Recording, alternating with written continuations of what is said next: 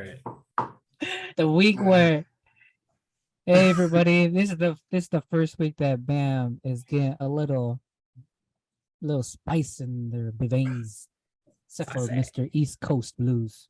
He missed the memo this week. But hey, we're gonna introduce everybody. So Matthews, Adam, we are the crew. We're here this week. Welcome to the podcast for this week. Please like, subscribe us, and we're gonna continue our discussion like we usually do. All right, this week I'll start the thing off with the IRS says new funding that they got from the government won't mean more audits for middle income Americans. They will not have more audits for American incomes that's under $400,000. Thoughts, Adam? Fuck yeah, I love it. Let's go. Yeah, that's it. I love it. All right, Matthews. Well, that's excellent. I think the enforcement has been weaker on the wealthy because they have lawyers and they can fight it. And this is excellent because it just means that the government will collect more taxes from people who actually can pay it. Cool. All right. Matthews, what's your topic for the week? My topic for the 360, week, yo, 360. Yeah, my topic for the week is US GDP fell at 0.9% annual rate in the second quarter, and this is the second quarter that the GDP has fallen, and the Biden administration is struggling to call it a recession, even though that has been the established metric that recessions has been measured by since World War II. What do you guys think? I'll go first one. Okay, good. I think it is a warning sign. We're not there yet because this is kind of a, technically it is, but then I think it's a red herring. Adam? The Treasury yield, the yield curve just became the lowest 2 days ago. That's all. So just heads up, it's coming. How do you define that for the layman? 10 years minus 2 year yield. You just Google yield curve. Next topic. Yeah. Marvel Multiverse Saga. They just released it. Basically, Kang to Conquer. I'm excited. Thoughts? I have no opinion. I'm not too attached to both DC or Marvel or any of those. But I just watched. All right, my topic for my one. Let's go, man. You know what's gonna happen? Minnesota Vikings preseason starts. What are your thoughts? School. Let's go. It's gonna be an interesting year. Let's play by the numbers, baby. I don't think I heard, but go Vikings. Skull Vikings. Bro. All right, Matthews. Go. Well, Warner Brothers is contemplating the idea of releasing an ad-supported platform combining both HBO Max and Discovery Plus since they merged, and they're trying to get out of the financial hole that they find themselves, and they recorded a $3.2 billion loss last quarter. Yeah. So it's kind of they took on a huge debt during the acquisition, and they're trying to find a way to generate revenue and overcome pay the debt and be profitable. Any ideas? What do you guys think? The streaming war seems to continue. 1 minute. I think that maybe Warner Bros. Did a bad decision. They should have looked at the CNN Plus and said that it's not really worth it. Just stick with HBO Max. I have a HBO Max subscription. I don't even go with Shark Week. Apparently that's a cultural thing. So hopefully they succeed in that way, but HBO Max is the shit. Sponsor us, HBO. The last topic. or not last, 3 seconds. United credit cards is offering elevated miles. So if you're going to travel in the fall, grab those mileage cards. Thoughts? I refuse to get airline mileage cards. What? Yeah, if I can get it through my credit card, great. If not, I don't know. It's just this is actually a separate video I'm thinking of doing about the financialization of the airlines. That's actually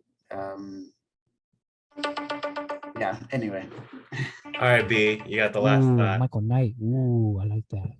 You got the last thought. Hey, Matthews, you know, being financially smart, you have to find different ways to make yourself have a better advantage. So be fair. open to new things. That's fair. I know. I still have open mind. It's just thus far I've been a bit stubborn. The biggest thing that I see people do is when you apply for credit cards, you open up your credit score or whatever, and they apply to both, like the platinum card and the like Delta whatever purple card, which is equivalent to the American Express Platinum card, and they don't look at the annual fees. And if they get both, it's like $1,000 a year. And you're just like, if you're not traveling, don't even do it. Don't do it, yeah. Yeah. So pick your airlines. The article says United, but Delta and American is all the way to go. For me, anyways.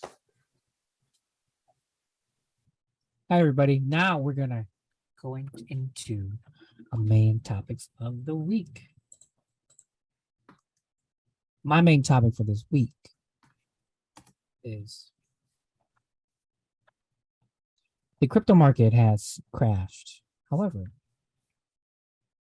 people are still buying Bitcoin. Very interesting. So basically, summarization, there's people who are investing in crypto, right? Crypto market has crashed. However, they still see that Bitcoin is still quite the asset that they can see, and it's a devalue asset. So they think that the value has very decreased to its $20,000 margin. So they think it's a good time to buy as a prognosticate that it will come back to where it was. Thoughts, Matthews? Mr. Anti-crypto. Hey, I'm anti-crypto too. I'm just gonna say I'm neutral. I'm very novice when it comes to crypto and digital currency and all of its variations. So I'll take a pass on this one. You can't pass this one. Come on, man. All right. Okay. Hand it off. I got Go you, ahead. man. I'll hand over. Yeah, Give the hand off. So the thing is with crypto is you can only buy, and like literally this situation is perfect for everybody who invests in crypto. So it only goes up because people buy, and it only goes down when people just lose faith because they just dump them. So I mean, like crypto is still good for settlements. That's not going to change. Whereas if you put your whole entire retirement in it, that's just not a good idea. I'm not an investment advisor, but I can just safely say that's not a good idea. The world, they love to talk about diversifying their, investments. Well, diversification, we can go different life about this, but sometimes it's good to spend, a good risk amount of your personal savings to a good level. Not all, but 5, 10, 15%. Yeah, Never know. because the standard It depends on the your standard risk rule tolerance. of even just personal finance and investments has always been stocks and bonds, but now you have a lot more alternative investments. You got REITs, you got you have commodities exchange, you have crypto. So those risk tolerance or even just the riskiness isn't always like 80 to 90 or 100% anymore. Like stocks are actually more stable because like, yeah, they do have volatility, but they're not as volatile as before. Like the regulators are really just keeping them afloat. So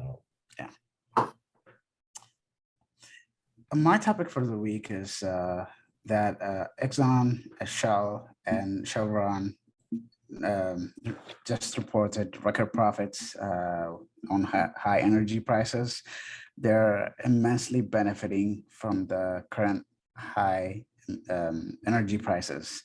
Thankfully, starting last week, as of the end of July, oil has been going down.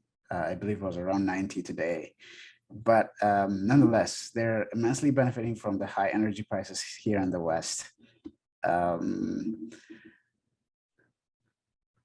This partially has to do with also with the sanctions that was placed on Russia, driving the energy prices high here in the West. When I say West, I mean like North and South America and Western Europe. Energy prices are much lower in China and India because they're buying Russian oil, and they're also competing on the global market, getting from oil suppliers in the Middle East. Do you guys think it's time to ease the sanctions on Russia, especially given that winter is coming and that will drive our energy consumption high? I mean, this is beneficial for the companies I mentioned earlier, but what do you guys think? can I Go press ahead, the Adam. button? Okay. All right. I don't think so, because they just released the OPEC Plus announced agreement to increase production beginning of September. Only by 100,000. Regardless, that's still enough. No, it's not. It's you can see it in a gas station right now. That's fair. And even with that news, they even started production. Even that news itself has that big of an impact. So like personally, and people don't like, I don't know, people won't drive as much in the winter. Unless they try not to drive as much in the winter. So we have what is it, homes and stuff produced by natural gas, but not oil. So it's really kind of been like a substitution type of dealio, and we've been getting majority of our stuff from Texas and Canada, so we're good.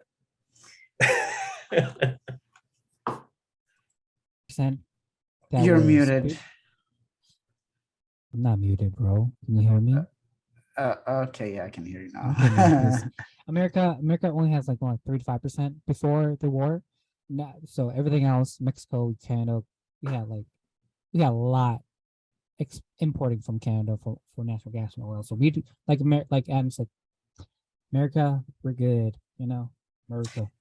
But at the end of the day, I really think the oil market's gonna kind of calm down a little bit. They're gonna get a little correction because they can't stay up this too high. And I think OPEC has seen that, and to kind of put more fuel into the fire, for their supply. So they know they're getting a little heavy on their end, so they're just kind of doing a little correction so they don't get hit too much. I'm slightly of a different opinion. I don't think 100,000 barrels per day increase will be enough to reduce the prices.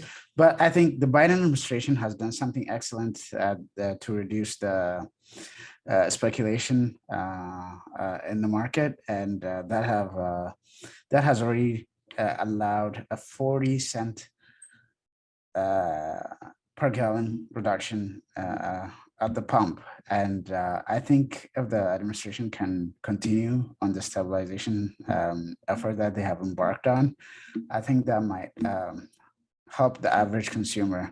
I don't know what it would do on the aggregate for the global market, but for the US consumers, I think that's excellent. So to help the average consumer, Yeah. If let's say you're using Centerpoint Energy, this is based upon their website. So it passes its cost of gas. About half of your total bill would basically go without any markup. About 38% goes towards the cost of bringing gas to your home, maintaining a safe and reliable system, and investing in new infrastructure and technology. Taxes account for the remaining 12 cents. So essentially 51% of the gas is what the average consumer is paying for. 90% of it will be operations, 12% will be taxes, apparently 9% depreciation, 3% interest, and then the other ones, like the net income. And so that's how they divvied it. Like their website's very, like in terms of the picture, it's not that clear. But I think they're like mixing up their company performance and like the average consumer. But Right. From what I got from that is we pay half of the cost of gas. And from August 2021, it was 75 cents. July 2022 is 0.18. And then August is 0.41. So essentially, majority of it is based upon the delivery method and decoupling adjustments and the gas affordability program and weather events. That's their justification of the cost increase for just the average consumers.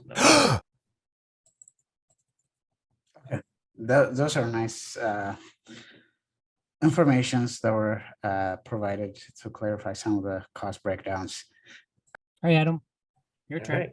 So I had to go all the way to the Far East to get a better news than what we've been spewing out. So this came from India TV News. So there some of the news stations are Fox News with steroid, but I think maybe this one may be reliable. I'm not sure. People in India hit us up for a better news source. But essentially, the topic is China real estate crisis. Authorities to rescue property developers after homebuyer boycott mortgages. Essentially, I think we may have covered this a while back, but every district within China has every incentive to turn their farmlands or manufacture into real estate, because whatever that profit like made between that switchover, the government official basically can carry it over, right? So they have basically every incentive to be corrupt in that regards. And then the other point of view is that a lot of Chinese people have their investments in real estate. I think when I was listening to a segment, there was 70% of everyone's net worth was in properties. So, and majority of it is basically on, well, I won't say majority, but most of it's our secondary and third properties. So like people would sit on these empty homes of like condos and all that jazz, just as a means for social status or as an investments for their retirement. So so a lot of the wealth of every individual is being propped up. And so right now, obviously there's the Evergrande scandal where they're basically not able to, pay off the property because they've been using the homes as assets, but in reality, they're liabilities. And so now they have this gaping hole of like 11.8 billion of debt and something that the company itself cannot pay. So Evergreen hasn't been able to pay on their interest payment on the bond. And China is basically trying to bail them out. Now, where it gets complicated, where the story goes in, is that like all these things rely on the average consumer to pay for the mortgages. And so they're protesting not to pay the mortgage. And majority of the reason, and China, please don't censor us, or YouTube, because I heard very bad stories about it, is so Spotify, I know you're chill. They basically just stopped paying mortgage as a political protest against the government itself. So, I mean, I know that was long-winded, but giving you guys the East Coast blues. Yes.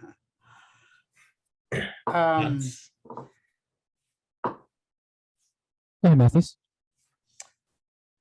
This is, I have also been following this story. This is quite fascinating, especially, I don't know how people were organizing this activity, if it's just an individual rebellion combined into a mass action to boycott mortgage payments, or if it's just done in an organized fashion. But I think this is a huge lesson, especially I've read stories that some of these buildings are actually not completed.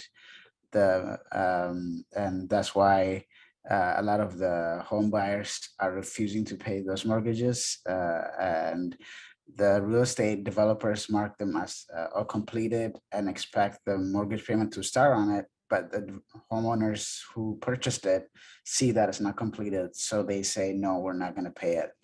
And I think that's a lesson learned for people who get mortgages everywhere in the world to refuse to pay if the product you paid for is not delivered. And I think that's excellent. And especially since this is being done in an authoritarian country, and it makes it all the more impressive from my perspective.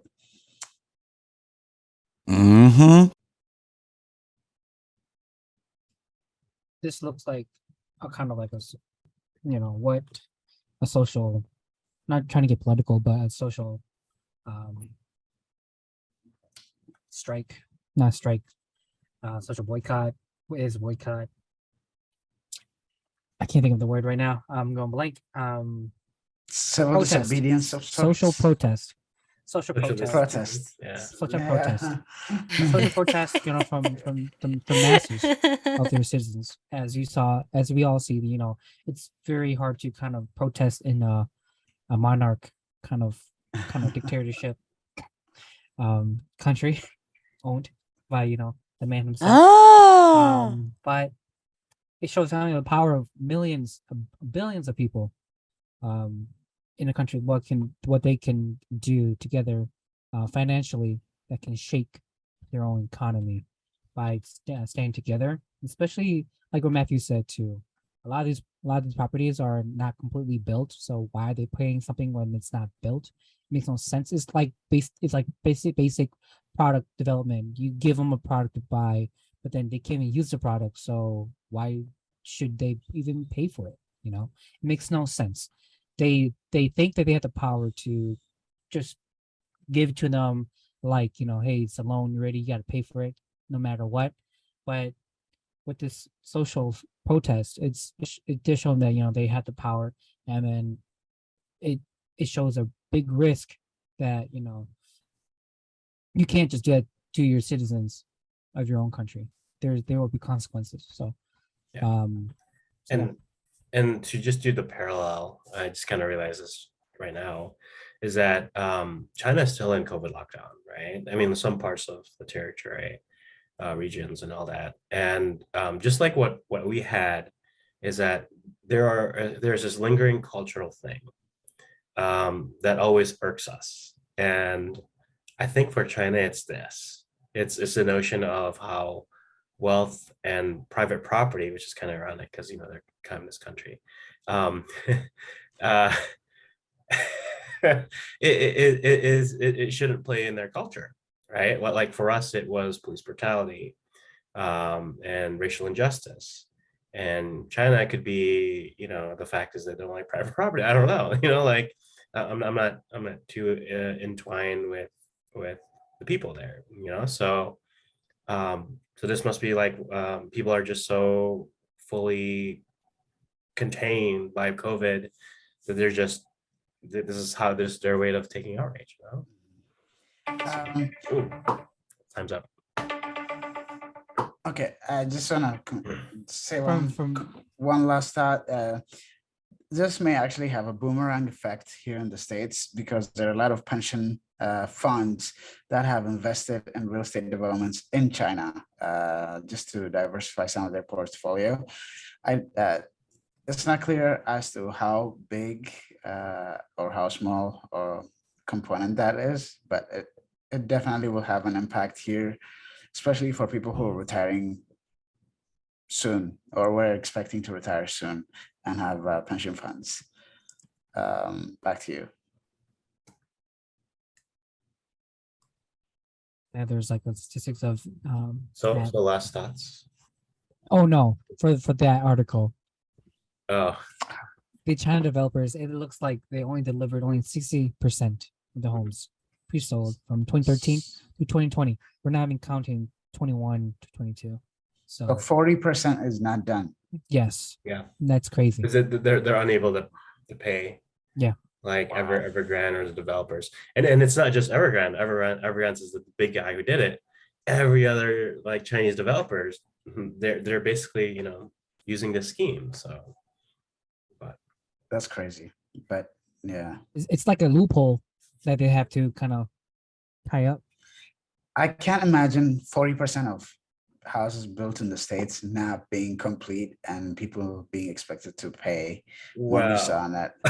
Well, I'm just saying, I can't imagine it, but if that was the case, I'm pretty sure people will have similar, if not worse, reaction. the reasons why we have a housing shortage in the States is because some of those houses can't be complete. That's fair. That's fair. But I mean, it's not as bad as that. La- 'Cause that's just open It's not as- corruption, Yeah. But anywho. Right. Oh, Matthias. I just saw your comments. So just saw this breaking news from Bloomberg. Kristen Sinema said she'll support the Joe Manchin bill that would help reduce carbon emissions by 40% in 8 years over the next 8 years. And a large component of that includes nuclear energy. So great news all around. Great news all It's- around. for the Cinema's from planet. Arizona, right? hilarious. She's a Democratic Arizona.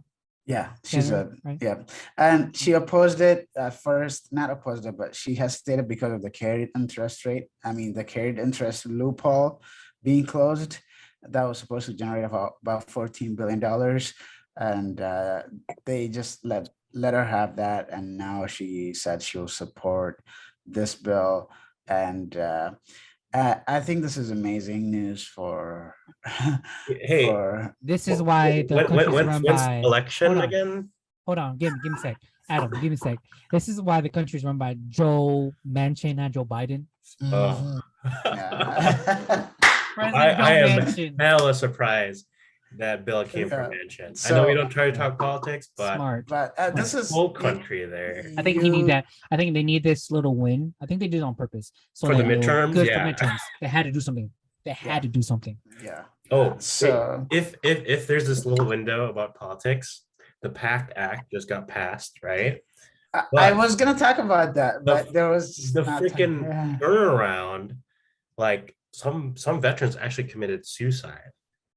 At Just least two. and I At was least like, two what the that we know. like, Yeah.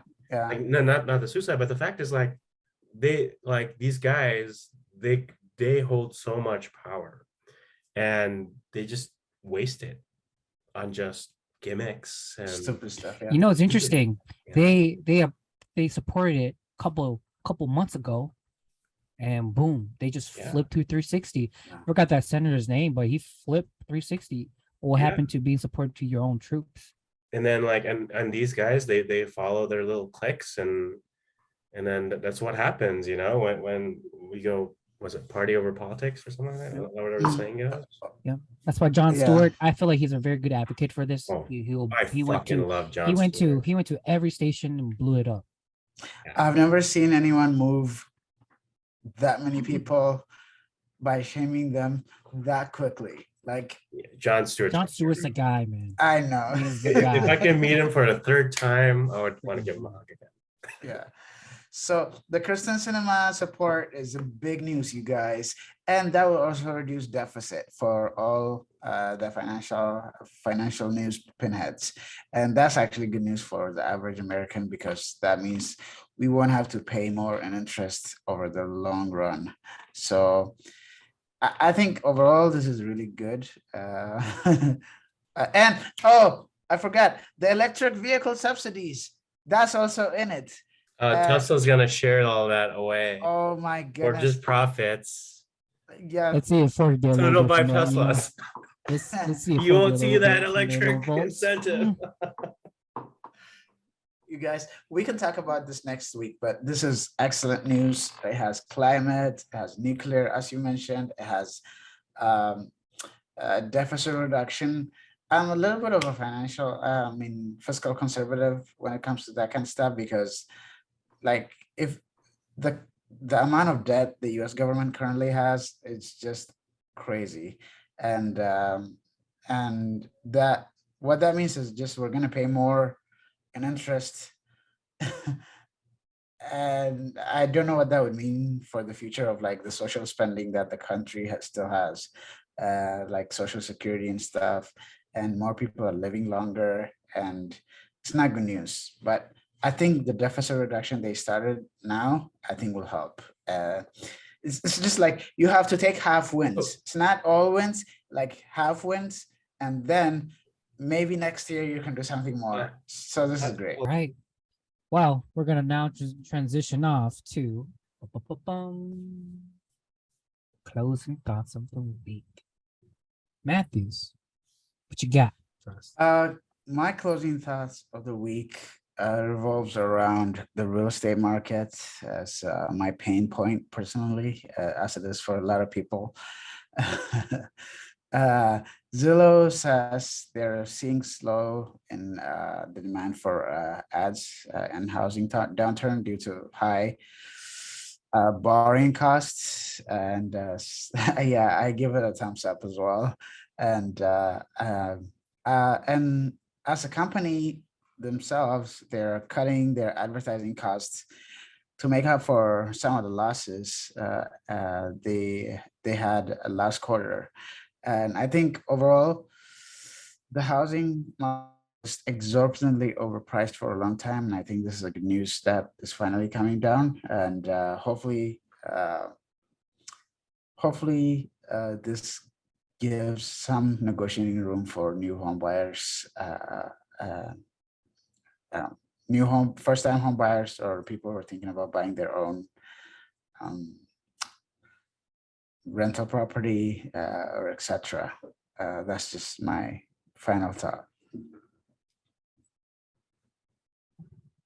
All right, I'll go second, and then you can end this week. So this week is the start of the NFL football season. Skull Vikings, man, we can't wait. Oh my goodness, American football, let's go! I'm excited. Flag football, fantasy football. I'm excited. Matthews is gonna join our league again this year, hopefully. Adam's gonna be doing his thing, be drafting quarterbacks like crazy. Let's go. I'm ready. Tom Brady, number one pick.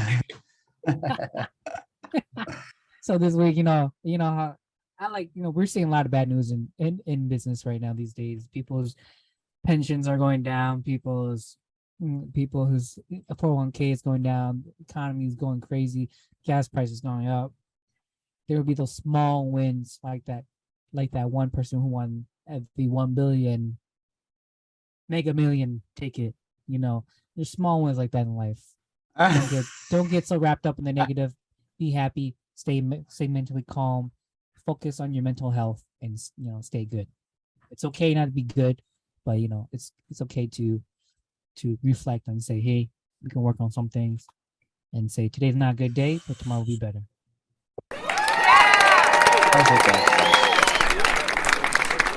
And following up with that, I feel like I'm a letdown. I'll say the best for last. Come on. So essentially, I was looking at energy consumption. And it's one thing where you'd expect, like natural gas to like dominate the market, but apparently it's 32% natural gas and 36% petroleum, 12% renewable, 8% nuclear, and 11% coal. And that the shocking thing is that there's still coal plants and 11%. And like I know nuclear is the way to go. And honestly, there's so many projects down south that I think like one of my buddies he worked on, and it's like honestly like based on how like all these structures of the Gen 5 nuclear reactors, they're pretty legit. Like in terms of nuclear waste, it's not as bad as old school ones. So one nuclear power generation is clean, and we won't be able to be dependent so much on Russia and Saudi. So I'm pushing for nuclear. That's pretty much it for me. Once we hit nuclear, man, oh man, this means so good. Once Yeah, we hit black matter, oh, even better. Oof, we understand black matter, man. and it's most of it's powered by heavy water too. Like it's not like it's plutonium or iridium or whatever. It's just heavy water. Yeah, it's just that the name of nuclear, because it's associated with nuclear bombs, it gets a bad connotation, Yeah. That's really it. But if you go into the sciencey things of the way, it's very good energy renewal. It's more efficient too than what we have today. So fission, when we get nuclear fission, oh man. All right, everybody. Now that's our final thoughts. Adam, thank you so much for giving us your pep talk for the week. Matthews, you rock as usual, Mr. Prince Ethiopian himself. Me on the end. It's my birthday weekend. Let's go, man. Happy birthday to everybody, yo. Woo. Gonna wine, cheers. So everybody, we wish you from the best from BAM. Thank you for keep listening to us and supporting us. We will drop in our social medias soon. Get so ready. Right. Like, subscribe. That's from us from BAM. Take care. Bye.